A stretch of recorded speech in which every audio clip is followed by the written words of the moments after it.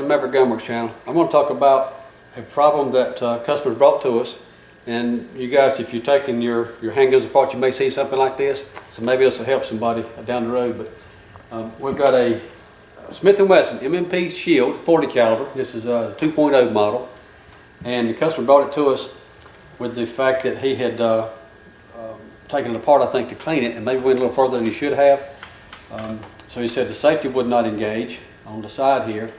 And when I got taking it apart, I took the slide off of it to see what we could find out to start with. I got a couple of tabs bent down in here. I'll show you that in a minute. But also, when I was just looking at it, playing with the trigger, trying to see what function was working, what was not functioning, working correctly, I see there's no trigger return spring either that's hooked up. And apparently whoever took this apart didn't quite grasp what they were missing when they put it back together. So I'm going to try to show you, we'll get a close-up maybe, and I'll show you part of what we're talking about. And I'll take some pieces out of it so you can tell that better. But if we can get the camera to look down in here maybe, we can see our trigger return spring is here on our transfer bar, and it's down inside the frame. It's supposed to be hooked to, if I can get it to pull up, maybe you see it. You can see it right there. This is supposed to be hooked onto one of the pins that goes across the frame. And that is obviously not hooked at all. So that was one thing I found right away. I'm going to take our takedown lever out of it. And this is something you guys too may find interesting. To pull the takedown lever out, you're going to rotate it back up and slightly more than parallel where it would normally be in the lock position.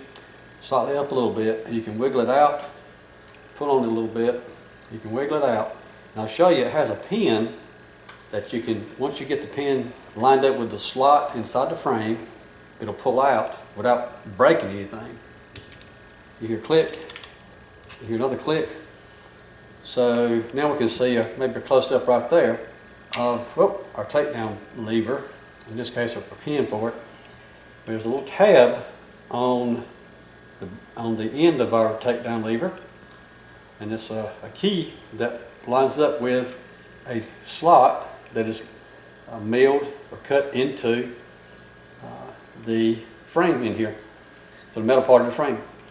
And you see there's a slot on both sides of the metal part of our frame, and that engages where your takedown pin goes through that, and when you rotate it down, it will come out. All right. So that's one thing you need to be aware of. Okay, you can take this out and get out of your way, and you got to take it out anyway if you're going to change many parts in this gun to start with. And now we can probably see a little bit better.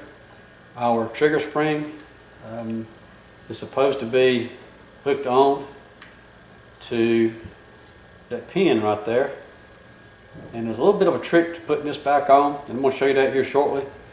But what you'll need is we'll say a guide or a slave pin is what we like to call it, that we'll put it in place outside of the gun.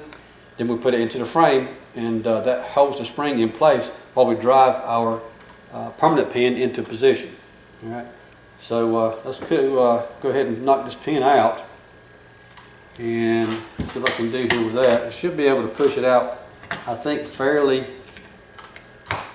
simple, because this one is not locked in so much as the spring holds it when the spring is in there. So you see, I just push it with a punch, that'll come right out. And now we can even see better access to our trigger return spring that is not hooked to anything. But in order to get that out and align it where it needs to be without a whole lot of hassle, I think I'm going to go ahead and just take the whole frame out here. We've got to take it out anyway to find out what's wrong with our safety.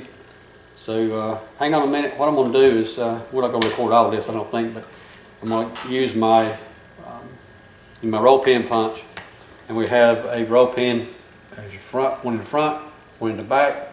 We're going to pull everything out of the frame, out of the polymer housing, and see if we can't pinpoint more about why the safety is not working also. All right, I've removed the roll pins from our frame. Now we're going to take this block out, and be aware when you're pulling this block out that you have the magazine catch is also attached, and you've got a small flat spring here that sits on top of your magazine catch, so you can quite easily send that spring flying someplace, and it may be difficult to find if you got carpet around the house. On the floor, you never find it. So anyway, be thinking about that. Keep an eye on that little flat spring there. We'll set that aside. And now, by golly, we can really see the parts I'm talking about. I'm going to go ahead and pull the back of the frame out. Our main sear assembly with our trigger and transfer bar attached to it. Now at this point, I can pull the trigger. Also can be pushed up through the frame, and it'll come out. It'll come out of your sear and trigger assembly back here. Pick this up and pull that block out of the plastic housing. And now let's see what is the issue on that. You can see there's a detent that keeps your safety either up or down with a spring in behind it. And if this is not quite put in correctly, or if you've got something blocking the detent or the spring, it may not move like it should. So you've got to make sure when you put it back in the frame that your detent is free and it will work like it's supposed to. We'll stick a pin back in here and see that our safety lever moves as it should. Well, I thought I had to gotta get this right. Okay. And if I do that, right now, I do have movement in my safety detent. So apparently when it was put back inside the frame, maybe there was something misaligned there. And right now, the best I can tell, this is probably going to be okay. We'll put it back in here shortly and see how it works, but that seems to be like it should. All right. Let's give it a try. We'll see what happens. We'll put it back in here in just a minute. Anyway, that being the case, here's what I want to show you. The biggest thing wrong with it to start with anyway, so the trigger's not going to function obviously if it don't have a trigger return spring to get it back off of your sear so it resets. So this spring is what we were looking at inside the frame, and it was loose inside the frame, but never was reattached. So now I'm going to use a pin, and right now we have a safety or plastic pin that will help go back in there. Let me see something about that. Will look right. Let's see here. All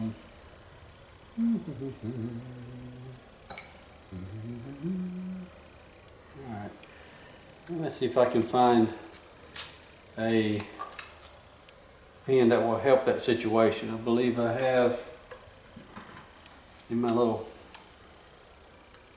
bottle of parts here. Let's see if this one is just about the right length. I think that will make it work. Because you can see it. Well, I've got a kind of an assortment here of different pins I use for stuff like this. And these yellow ones and green ones have been accumulated over years, putting in different aftermarket trigger components. And the other ones I cut over time to make them fit different guns for different applications. So I keep that handy. Because you never know. And Lord knows the next gun we work on, I may have to make another one anyway because it just don't fit like it's supposed to.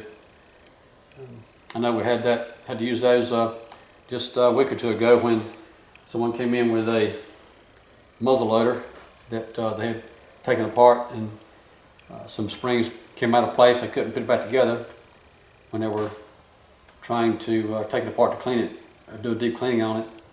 Now I had to again make a special pin that would fit just right inside the receiver so that we could hold the parts in until we get the main part of the pin back in place.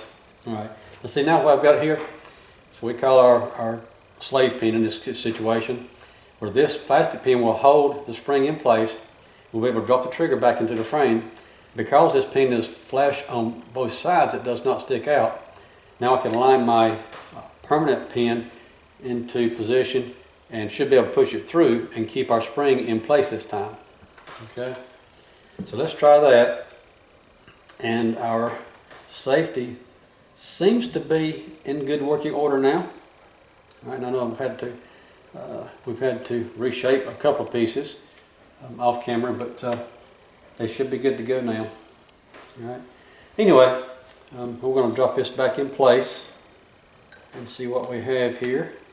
And usually what works better, I've found, is that we kind of put the trigger transfer bar down in here with it as we go. Sometimes it's difficult to get it in if you don't. Oh, another tidbit you can, but you may be interested in anyways.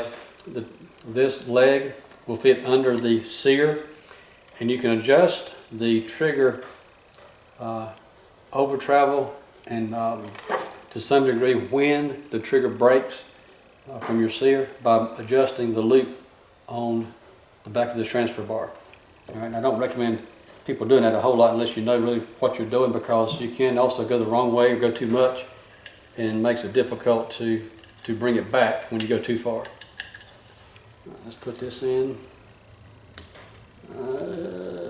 Come on, baby. And the larger frames are a little bit more friendly to work on, I think, than the Sheild is. It's a little bit tighter, it's thinner frame.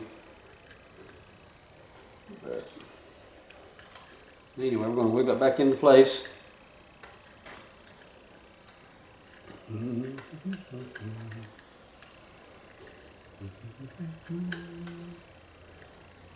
Well, I said I would. You can see they can be a little bit ornery, I guess you'd say. Put that one in. By golly. Put my trigger back in the slot here. Okay. That goes back down. And my sear pushes back. Sear housing.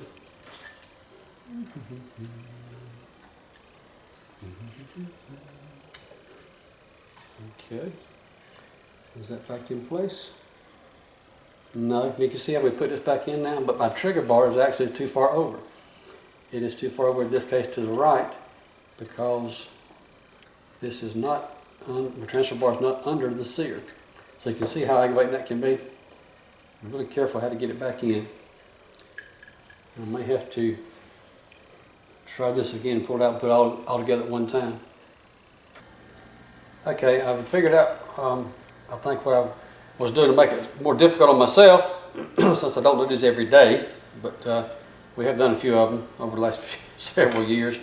I put my trigger in first with a transfer bar, leave it sticking up a little bit, and I want to make sure that the tab back here on this bar should go to the right of the sear, and I want to end up with this little ramp right there, riding right up under the sear, as it rides right there and lifts up on the sear when you pull the trigger. So when it lifts up, that's what lets the gun fire. So I'm going to put this back in where I think I've got it, where I can get it lined back up, hold my mouth just right, and it'll go back in like it's supposed to be. And drop that little rascal right down in the slot. Think about it, it really won't hardly go in but one way, because you can be frustrated trying to get it back in. If you don't get it lined up just right, it's more difficult to get it to drop in place. And best I can see now, my safety and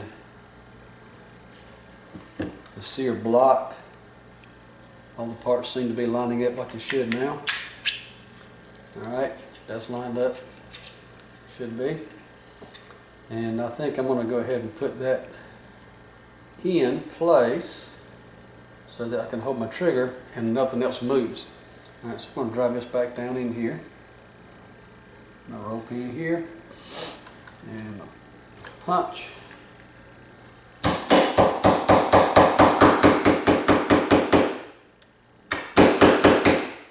You notice I am on the carpet on the table, and if if I need to, I can put it against my hard plastic block there, but we don't want to use anything metal under that to scratch up the plastic surfaces, you know. All right, now this one is going to be a little more tricky as far as lining my pin with our slave pin that's holding the spring in. Okay, so now we're going to have to put our block back in with the magazine latch, magazine catch on it, and it slides back down into the slot in the frame.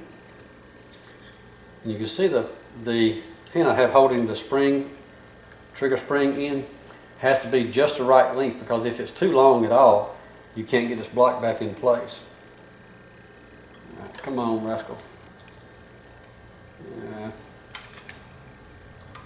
All right, see, I slipped out of place just that quick. We put our lever down into the slot cut right here for that first, and then get the block pressed in, align that back in the block. Get it right, see it falls right in place. That's amazing, ain't it? Now I want to hold the trigger in position so that, I hope maybe you can see it with the camera, but you can kind of see the green colored pin through this hole, and I want to line that up just perfectly centered so that when I push my other retainer pin in, that it catches the thing and don't fall out of position. All right. So now I'm going to push this pin through and catch it just right.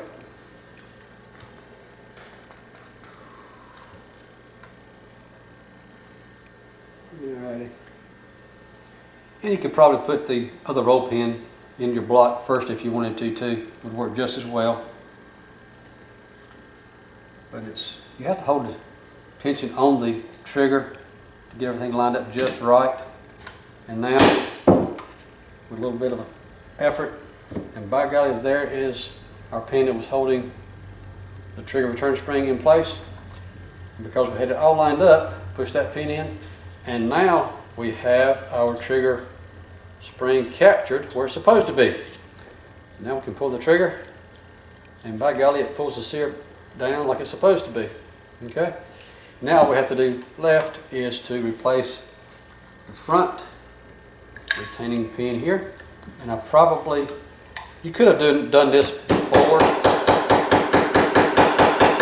we put the other pin back in, just to make sure the block don't come out of place while you're trying to maneuver your trigger around. But I believe that, by golly, that's going to work for us right there. All right, now our trigger works like it's supposed to, comes back in place, and our safety seems to be functioning like it should now. All right, so let's go ahead and put our slide back on. Oh, takedown lever. Oh, forgot about that. Remember we talked earlier about our little tab on our takedown lever. Has to be aligned with the cutout that's in the block. Okay, get it just right.